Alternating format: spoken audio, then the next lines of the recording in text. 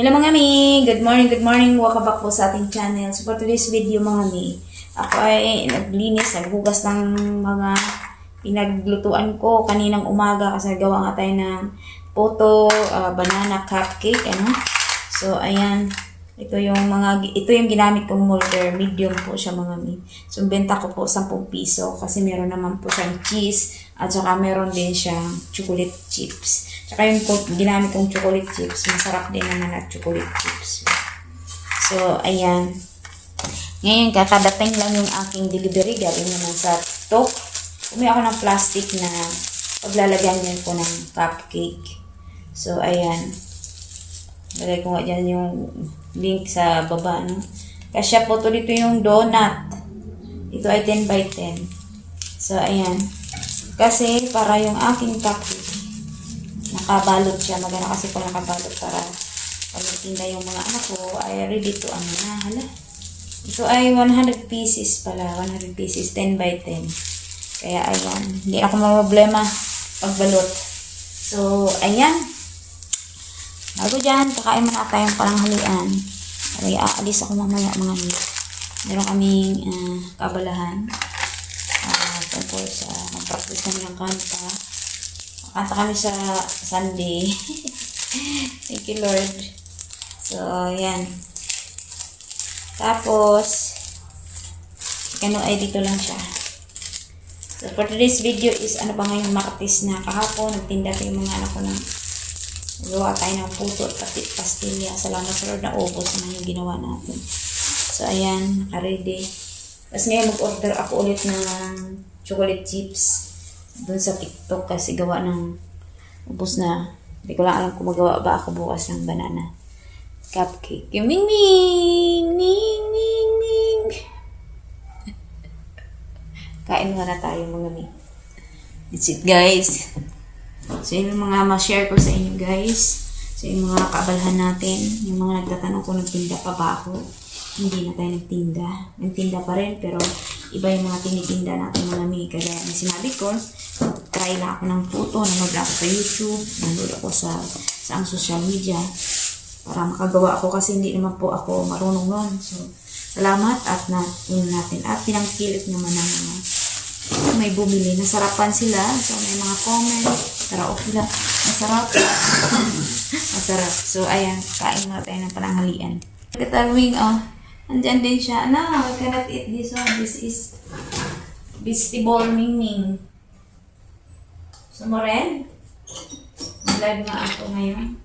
Mag-live muna ako mga may ng 1 oras para sa ating WS kasi may time ako. Tapos, nakain, mag-live.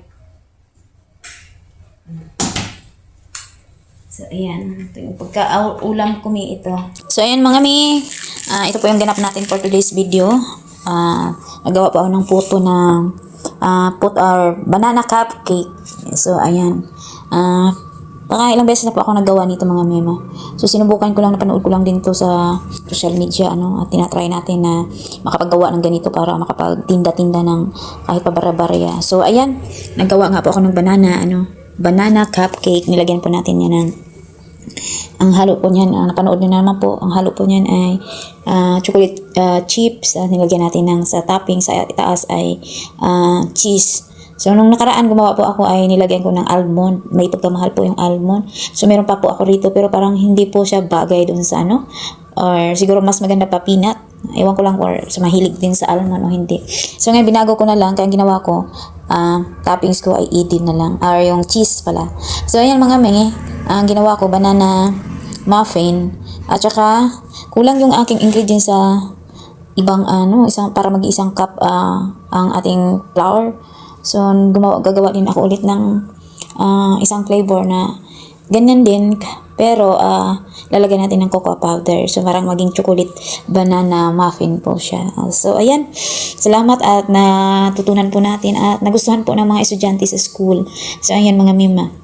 So, bago dyan ay kumain muna tayo ng pananghalian sa araw na yan para So, maaga pa lang tayo nagigising para magawa po niyan. Dapat naka-umpisa na ako pag 5 kasi yung mga anak ko aalis ng 7, dinadala po nila sa school. At salamat sa Lord. So, ayan, habang nakain po tayo, ang aming pusa ay umakit sa lamesa. Gusto din yung magmasid-masid, So, gusto niya sasama sa camera, mga may. Gusto niya maging whitey world din. So, ayan lang mga mi. Tapos, habang kumakain ako, nag-usap po niya sa pusa. At gusto-gusto din naman niyang manood sa camera, So, ayun, maraming salamat nga pala sa inyong mga mi na sa panonood ng aking video. Thank you po sa inyong suporta, sa mga nagtanong kung nagtindahan pa ako. Hindi muna. So, ito na nga po, ang ginawa po natin na choco banana muffin. So, nilagyan na po natin na ng chocolate din. Hindi lang halata yung chocolate. Gawa po ng tawag nun, chocolate din. Chocolate kulay dark din kasi yung ating ginagawang muffin. So, ayan mga mi. Tapos habang ginagawa natin, muna tayo, nag-video mga mima. So, yun, nilalagay na natin sa bawat cup molders kasi para mailagay na. So, ang aking ginagamit ay maliit lang po na tawag nun, steamer sa rice cooker. So, 8 piraso lang yung magkasya. Kaya, sayang po yung tangke. Pero naman, salamat pa rin at nakagayari po pa rin tayo ng muffin sa ganong paraan. Kahit pa konti-konti. At sana sa sunod makabili ako ng steamer na yung halimbawa, 24 piraso na siya. Makakapag na ako, isang salang lang ba kasi sayang po yung tangke. So, yun lang po mga mi. Ayan siya, na natin sa cup molder para maluto na natin mga mima. Kasi, ayan nga, isa lang na. Sa kaso lang yun, maliit nga kasi maliit po yung steamer natin sa rice cooker. So, pinagtyagaan lang po natin kasi nga, walang iba. So, para lang tayo tapos sa gabi, nagagawa ako ng pastillas para ibibinta sa umaga. So, ayan lang mga mi, ang ating ginagawa po sa araw ng weekdays. Salamat sa Lord na binigyan tayo ng ganitong sinisipag tayo, nabigyan tayo lakas ng loob na ako talaga hindi man po ako mahilig sa ganyan. Pero, so kailangan nating kumita ng pabare-barya, kasi wala naman tayong ibang inaasahan. Mahirap po umasa sa ibang tao, lalo na ngayon, may apang tayo, mahirap po umaasa sa kanya. So, lalo na ako may anak. So, ayan mga mi, kahit pabare-barya, ayan, yan po yung aking steamer, So, hinabap ko po yung perfect na pag, yung ukdong-ukdo ba siya? Pero hindi ko pa makuha. So, kung sino pong magaling magluto ng ganito, comment down po kayo bakit hindi siya ukdong-ukdo ba? Yung parang nasa, yung lumulubo pa taas. Ano kayang kulang sa akin? So, ayan mga mi. So, ayan nakita nyo po yung aking muffins. Naman siya? Bumubuka, tawag nito, malambot.